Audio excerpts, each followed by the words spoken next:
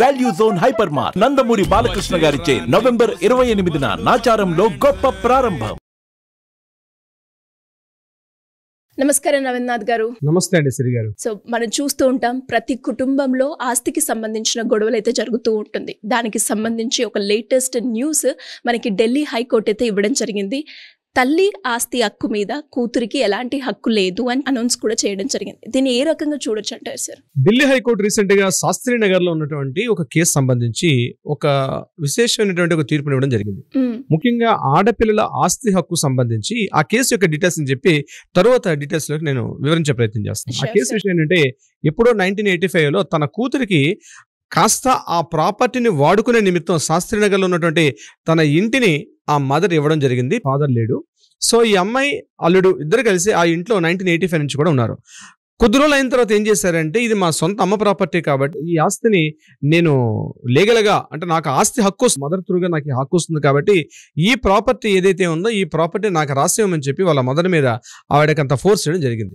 So కొన్ని విషయాల్లో ఒకటే ఎలాగో హస్బెండ్ లేకపోవడం, ఈ పేరు కూతురు మీద డిపెండ్ అవడం వల్ల ఈ ప్రాపర్టీ నేను నీకు రాయడానికి కుదరదు కాబట్టి నువ్వు దాన్ని వాడుకోవచ్చు. ఈ ఆస్తిని ఎవరికి రాయడం అనేది నా ఇష్టం. అది అంటే హక్కు లేదు, కానీ ఈ ఆస్తిని పూర్తిగా వినియోగించుకునే అవకాశం నీకు ఇస్తానని చెప్పి తల్లి చెప్పినప్పుడు ఈ కేసు పుట్టుట్లుగా ఢిల్లీ హైకోర్టులో కొద్ది నెలల పాటు నడిచింది. కేసు నడిచిన తర్వాత అప్పుడు హైకోర్టు ఒక సుదీర్ఘ కొద్ది వివరణాత్మక తీర్పు ఇచ్చింది. తీర్పు యొక్క ప్రధాన అంశం ఆడపిల్లలకు సంబంధించిన అంటే మదర్ త్రూగా అమ్మ నుంచి వచ్చిన ప్రాపర్టీ ఏదైతే ఉందో ఆ ప్రాపర్టీ ఆ అమ్మ జీవించినంత కాలం కూడా ఆ ప్రాపర్టీని అమ్మ యొక్క ఇష్టపూర్వకంగా దాన్ని అనుభవించే హక్కును తప్పించి తల్లి యొక్క ప్రాపర్టీని దాన్ని పూర్తిగా ఆస్తి మీద హక్కు లేదు, వాడుకునే ఆ ఆస్తిని ఉపయోగించుకునే ఒక ఇది ఉంటుంది తప్పించి ఆ ఆస్తి మీద పూర్తి హక్కు మాత్రం ఎట్టి పరిస్థితుల్లో పిల్లలకు ఉండదు, ముఖ్యంగా ఆడపిల్లలకు ఉండదని చెప్పి ఒక చారిత్రాత్మక తీర్పు ఇవ్వడం జరిగింది ఢిల్లీ హైకోర్టు ఈ కేసుకు సంబంధించి. అంటే ఈ కేసుకు సంబంధించి మనం డీటెయిల్స్ లోకి వెళ్ళగలిగితే విషయం ఏంటంటే, ఒక తల్లి తన అత్తగారి నుంచి వచ్చిన ప్రాపర్టీ కావచ్చు,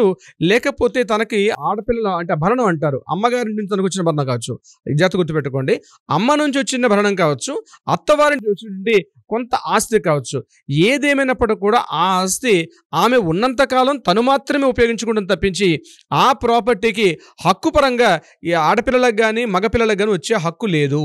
ఇష్టపూర్వకంగా ఇస్తే సార్ ఇష్టపూర్వకంగా ఇవ్వడం అన్నది కూడా తనకు ఉన్నటువంటి ఇద్దరు పిల్లలు, ఫర్ ఎగ్జాంపుల్ ఒక అబ్బాయి ఒక అమ్మాయి ఉన్నప్పుడు ఆ ఇష్టపూర్వకంగా ఏ ఒక్కరికి రాసినా మళ్ళీ హక్కు మీద ప్రాబ్లం వస్తుంది మళ్ళీ. సో అది విల్లు కిందకి మారిపోతుంది. అది ఇష్టపూర్వకంగా ఇవ్వడం అన్నది విల్లు కిందకు వస్తుంది. విల్లు ఎప్పుడు వస్తుంది? ఒక వ్యక్తి చనిపోయిన తర్వాత ముందు రాసుకుంటే న్యాయవాది సమక్షంలో రాసుకున్నటువంటి విల్లు, ఆ విల్లు రిజిస్టర్ చేయకపోయినా సరే పర్వాలేదు, ఆ విల్లు ఏదైతే ఉందో విల్లు పరంగా వాళ్ళకి వచ్చి అప్పుడు ఆమె ఇవ్వచ్చు. కానీ బతుకున్న సమయంలో తన ఇద్దరు పిల్లల్ని కాకుండా ఏదో ఒక వ్యక్తికి మాత్రం పూర్తిగా ఇవ్వడం అయితే ఎట్టి పరిస్థితుల్లో కూడా జరగదు. ఇది ఇంపార్టెంట్ పాయింట్. అంటే ఈ కేసులో ఇంకా మనం కాస్త డెప్త్ లోకి వెళ్ళగలిగితే ఆడపిల్లకి ఒక తల్లికి ఇంకా క్లియర్ గా చెప్పండి, ఒక తల్లికి తన యొక్క అత్తవారింటి తరపు నుంచి కానీ తన అమ్మగారి నుంచి కానీ ఏదైనా ప్రాపర్టీ సంక్రమించినా లేదా భర్త చనిపోయాడు, భర్త చనిపోయినటువంటి ప్రాపర్టీ తనకి యాస్టీజ్గా వచ్చినప్పుడు అంటే వారసత్వంగా తనకు ఆటోమేటిక్గా వస్తుంది. ఇక్కడ మదర్కి కూడా యాస్టీజ్గా వచ్చే అవకాశం లేదు. ఒకవేళ తండ్రి మరణాంతరం తండ్రి యొక్క స్వార్జిత యొక్క ప్రాపర్టీ అయినట్లయితే ఆ ప్రాపర్టీ కంప్లీట్గా కూడా తల్లికి ఎంత భాగం రావాలి, పిల్లలకి ఎంత భాగం రావాలని చెప్పి ఒక విధి విధానం ప్రకారం దాన్ని డివిజన్ చేసే అవకాశం ఉంటుంది తప్పించి పూర్తిగా తల్లికే హక్కు ఉంటుందని కూడా కరెక్ట్ తీర్పు కూడా కాదు. సో ఇక్కడ ఏం చేస్తారంటే ఈ అమ్మగారి తరపున కానీ లేదా అత్తవారి తరపున కానీ భర్త మరణాంతరం వచ్చిన ప్రాపర్టీ కూడా ఏదేమైనప్పుడు కూడా అక్కడ మదర్కి కీ రోల్ ఉంటుంది. అయితే ఇక్కడ హక్కు లేదు, కానీ ఆ ఆస్తిని ఉపయోగించుకునే అవకాశం మాత్రం ఆడపిల్లలకైనా సరే మగపిల్లలకైనా ఉంటుంది తప్పించి.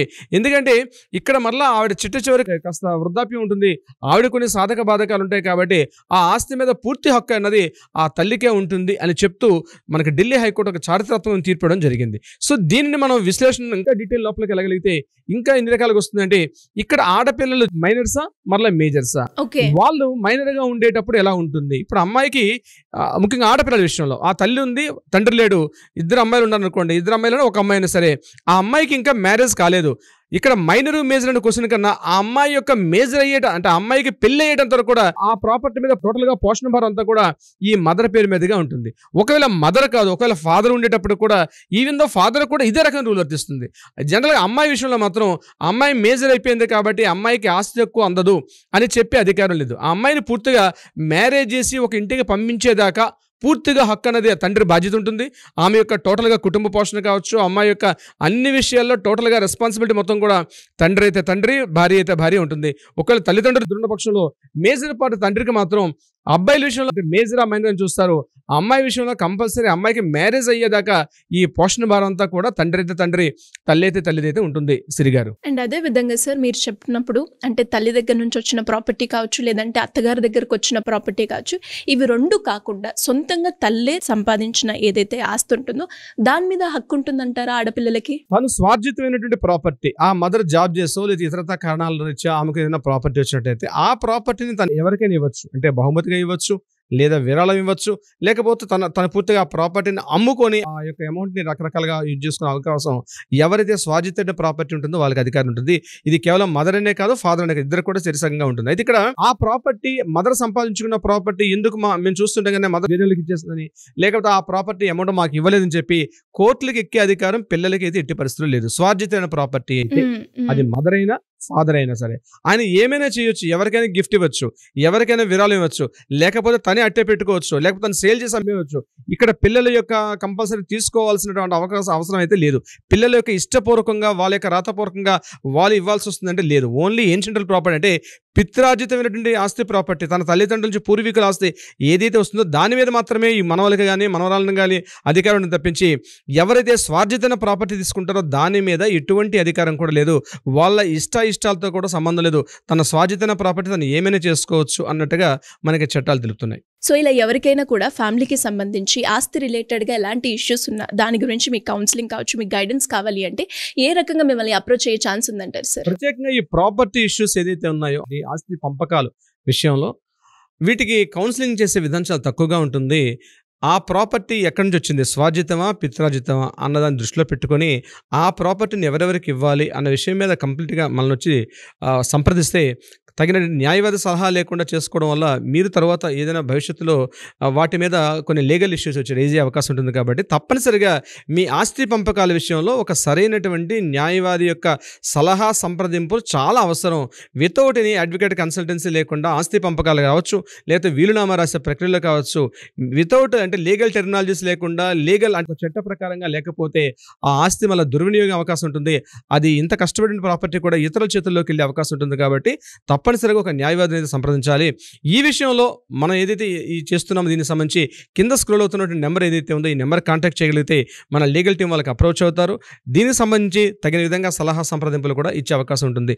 సిరి గారు, thank you sir, thank you so much. Thank you so much అండి సిరి గారు.